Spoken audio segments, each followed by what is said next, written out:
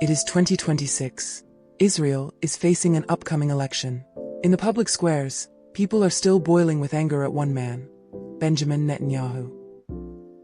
Countless voices brand him a warmonger, believing his departure is the silver bullet to end this endless tragedy. But will peace truly arrive with the fall of a single leader? No. Netanyahu is not the cause of the disease, he is merely its most visible symptom. Even if he steps down, 700,000 settlers in the West Bank will remain. These large settlements are not just about ideology.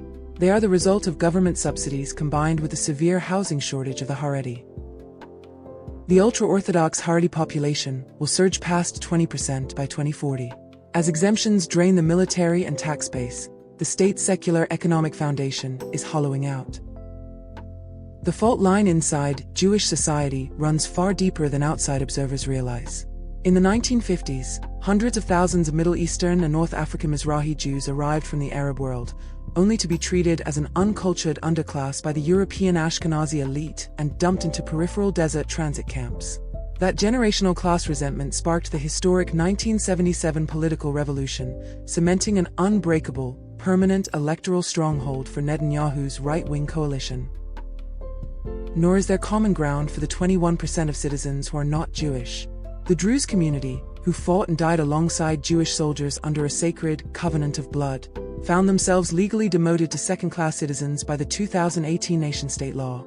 Meanwhile, 2 million Arab citizens holding Israeli passports live under constant suspicion as a fifth column, structurally boycotted from participating in governance. Cementing this total fragmentation is a severely dysfunctional political system. With a pure proportional representation threshold of just 3.25%, no single party has ever won a 61-seat majority in Israeli history.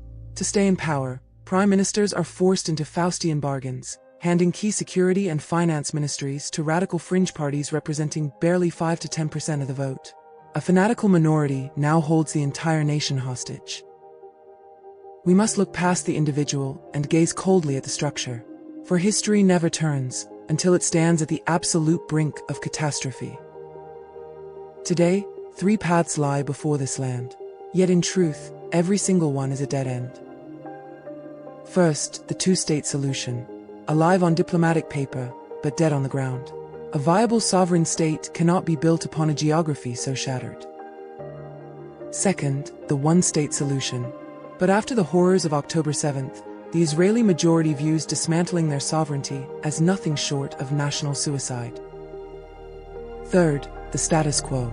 Endless military entanglement, a hemorrhage of tech talent, and deepening global isolation are slowly suffocating the startup nation from within. In this land where the narrowest waist is only 15 kilometers, Hamas's fanaticism and extreme nationalism feed off each other in a hostile symbiosis. The era of hypocrisy is over.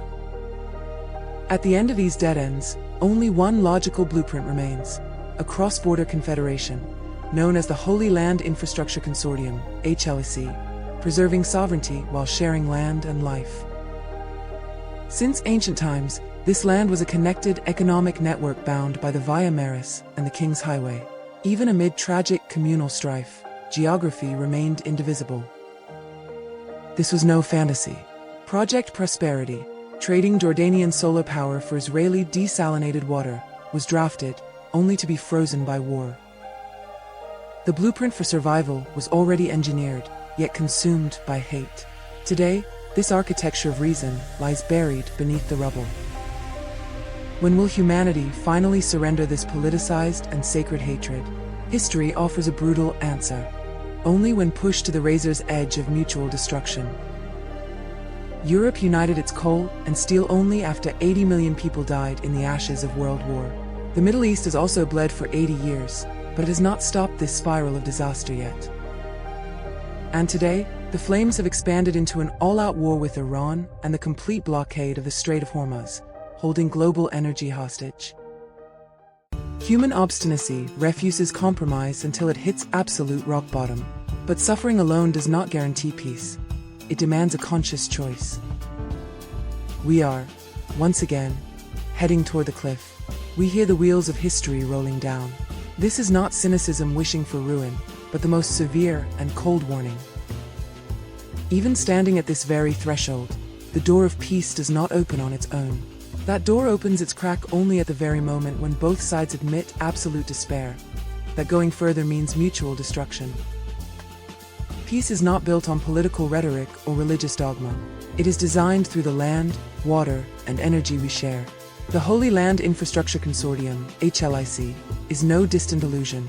It is a workable blueprint for survival, waiting for this region that stands past the brink of disaster.